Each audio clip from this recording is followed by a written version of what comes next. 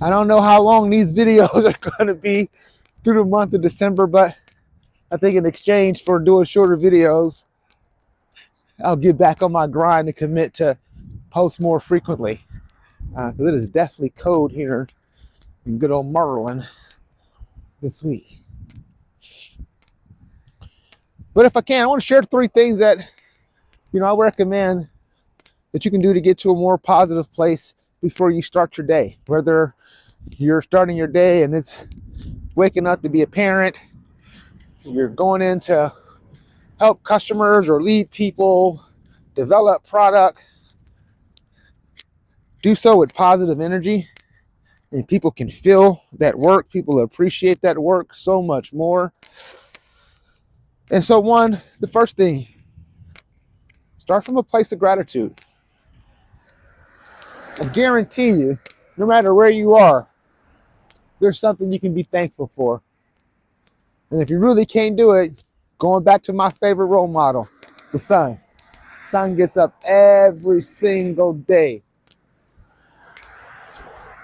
And it has not failed since I have been on this planet. But I'm sure there is something you can appreciate. You just got to be a little better than yesterday. Maybe you got up a little early. But be grateful. Find something to find gratitude about. And then when you find one thing, find a second thing. That's how you start to build positive momentum and carry that positive momentum in the workplace. People talk about the importance of doing something small like making your bed.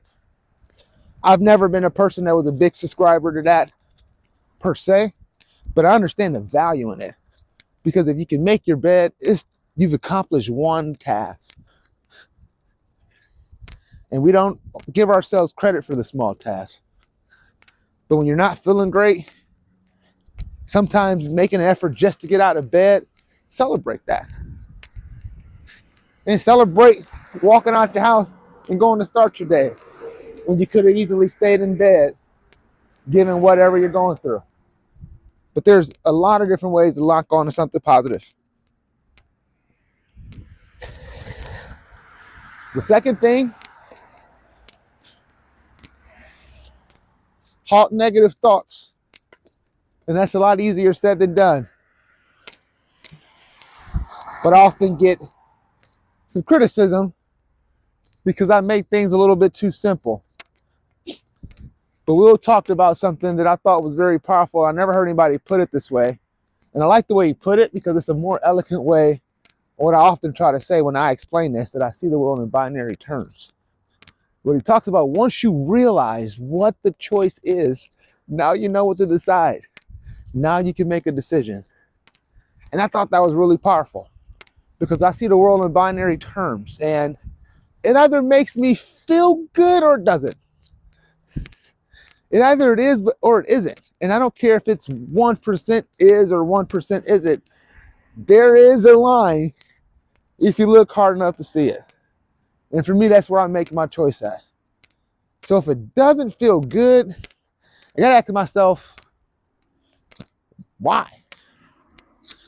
Why would I go through it? Is it gonna make me better when I come out from the end of it? And listen, if that's the case, do it. That's great. But if it's not gonna make me feel good doing it, I'm not gonna feel good after, I don't know the reward, why am I doing it? And that leads me to my third thing to do. Hey, how y'all doing? Yeah. Let's have a strong why. Why you get up, it's important.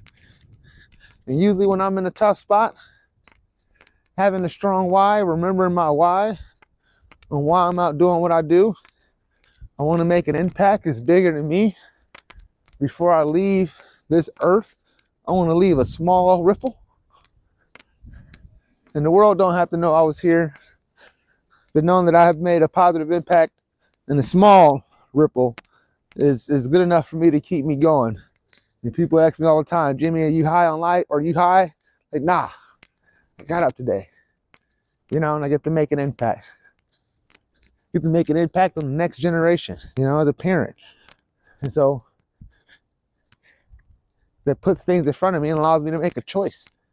And I get a decision on how I'm going to spend that day. But having a strong why could also make seeing things a little bit more binary, a little bit easier. I don't know if it works for everybody, but it's definitely something that's really helped me really see things for what they are. And I've always been a believer that anything can happen to anybody.